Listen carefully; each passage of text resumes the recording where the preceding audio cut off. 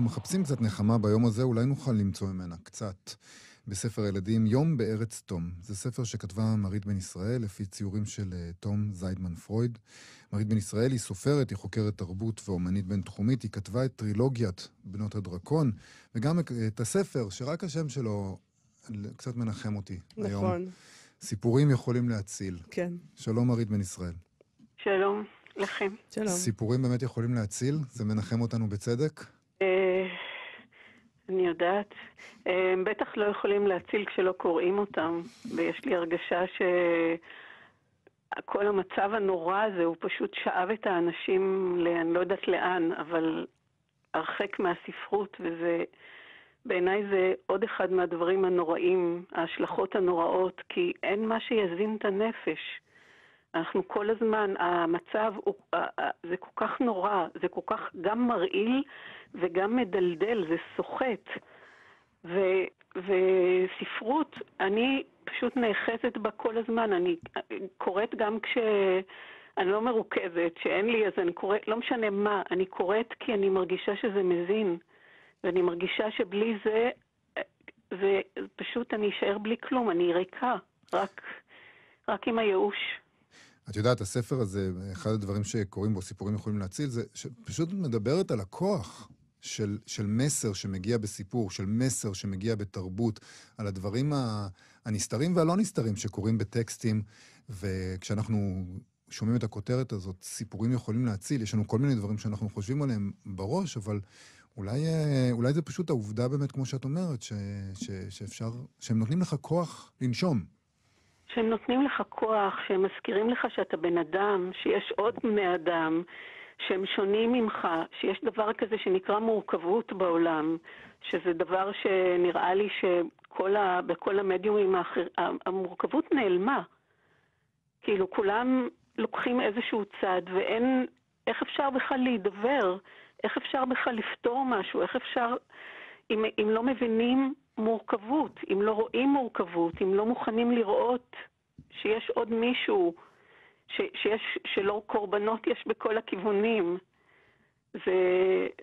ובאמת, תראה, זה דווקא מאוד מעניין לדבר על מורכבות דווקא בהקשר של תום זיידמן פרויד, שזה כאילו, אני מעדיפה לא לדבר באופן כללי כדי לא להטביע את כולם בייאוש שלי. ולדבר על המקומות שבהם אני לא מרגישה מיואשת. אז בוא נדבר על תום זיידמן פרויד, שצעירה, בעצם לקח ציורים שהיא צעירה לפני עשרות שנים, וכתבת סיפור. מעניין אותי, כי את כותבת פה לילדים, את מסבירה להם, שבעצם היא כתבה סיפור, אבל הוא לא מתאים, פחות מתאים לילדים ולילדות של ימינו. נכון. למה זה לא מתאים, מה שהיא כתבה? תכף אני אגיד לך בדיוק זהו, כי לא לקחתי סתם ציורים, לקחתי ציורים של סיפור. כן. והיא כתבה סיפור שקוראים לו מסע הדג ב-1923.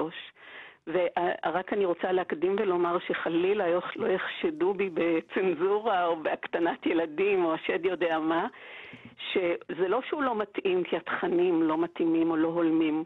הוא לא מתאים כי הוא לא יכול בשום פנים ואופן להחזיק קשב של ילדים, ואם אין קשב אז אי אפשר להגיע לסיפור. כן. והסיבה שהוא לא יכול, זאת אומרת, ואני אגב חושבת שזה טקסט מאוד מאוד יפה, אבל זה טקסט שמתאים למבוגרים, והסיבה היא מאוד מאוד פשוטה בעיניי, כאילו, היא כתבה, בשנה שהיא כתבה את הסיפור הזה, אח שלה טבע באגם, אח שלה האהוב מאוד, הבן 18, הקרוב לה, וזה הוא טבע. ובעצם האבל על אח שלה הוא זה ששולט שם בטקסט. והוא שולט בצורה מאוד ערמומית, כאילו בצורה מורכבת, בצורה אומנותית, בגלל זה הוא גם מתאים למבוגרים. כי הסיפור המקורי שלה הוא היה נורא פשוט.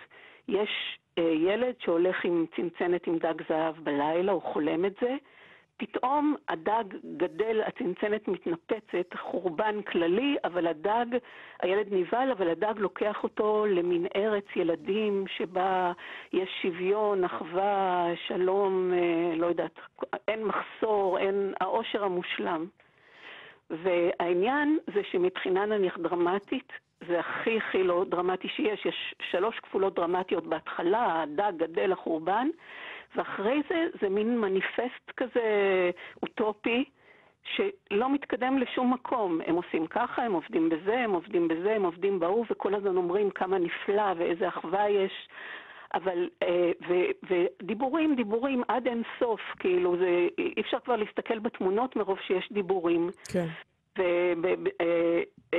ובאומנות קוראים לזה אימת החלל הריק. זה כאילו, היא מנסה, אני חושבת שכאילו כשמסתכלים על זה כטקסט למבוגרים, מה שהיא מנסה זה לדחוק את האבל שלה, כאילו להעלים אותו על ידי להגיד כמה נפלא וכמה זה, אבל אנחנו כולנו יודעים שעולם שכולו טוב וכל זה, זה בעצם העולם הבא.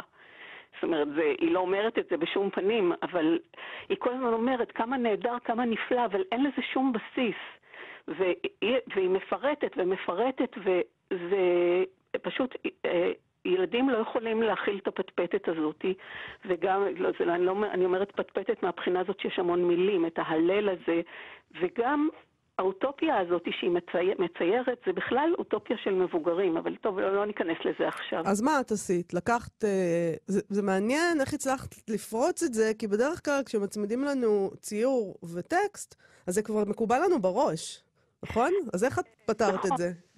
תשמעי, קודם כל אני לא עשיתי את זה כל כך במודע, עשיתי את זה כי אני פשוט, האיורים הם מדהימים, הם גם מאופקים מאוד ותמימים מאוד, וגם הם, באמת יש בהם המון עומק ויופי ורגש, ואני עשיתי את זה באופן אינטואיטיבי, כאילו אמרתי, אני אסתכל על האיורים, ואני אנסה למחוק מהראש שלי את כל מה שאני יודעת, כן. ולראות אם יש שם נקודות אחיזה חדשות לסיפור חדש.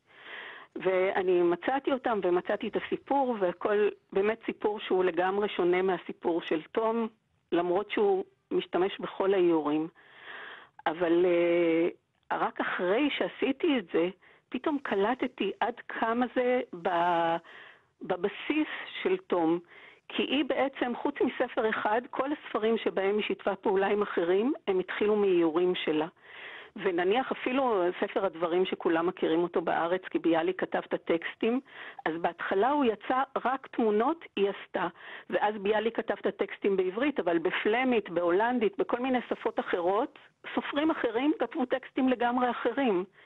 וזה קרה בכמה וכמה ספרים שלה, שברגע שתרגמו אותם, אז היא כאילו שחררה אותם מהכל. וזה קרה אגב אפילו במסע הדג. כשתרגמו אותו לאנגלית, אז המתרגמת האמריקאית אמרה, זה יותר מדי מסובך בשביל ילדים.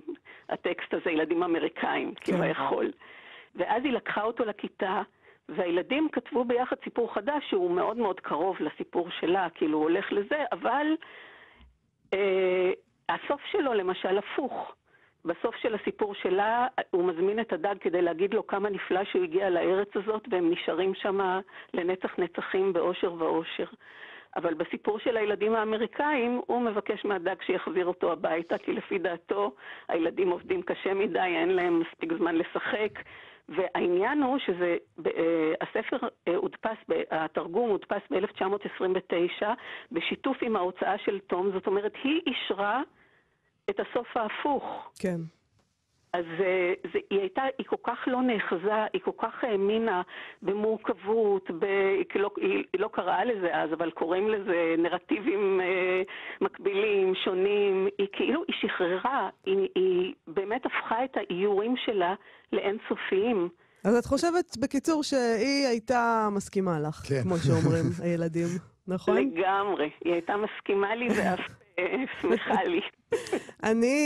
השורה שאני הכי אוהבת בספר, בטח שאלת את עצמך, איזה שורה מאיה הכי אוהבת בספר? אז אני אגיד לך, הבית מתכופף להרים אותי, אבל אין לו ידיים. זה הרגע שנעצרתי שנייה פה. איזה יופי, אין לו ידיים. אני מרגישה את זה לפעמים. הוא מתכופף להרים אותי ואין לו ידיים. זה נכון, זה גם נכון מבחינה רגשית, שמישהו רוצה לעזור, הנה למשל אנחנו עכשיו, אנחנו מתכופפים להרים ואין לנו ידיים. אבל זה גם, זה בדיוק הנקודה של להסתכל באיורים מחדש, כי אפשר להגיד הבית מתמוטט.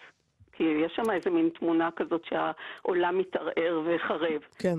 אבל הילד בדיוק נופל והוא נבהל, אז אפשר גם לחשוב שאולי הבית מתכופף להרים אותו. אבל אין לו ידיים.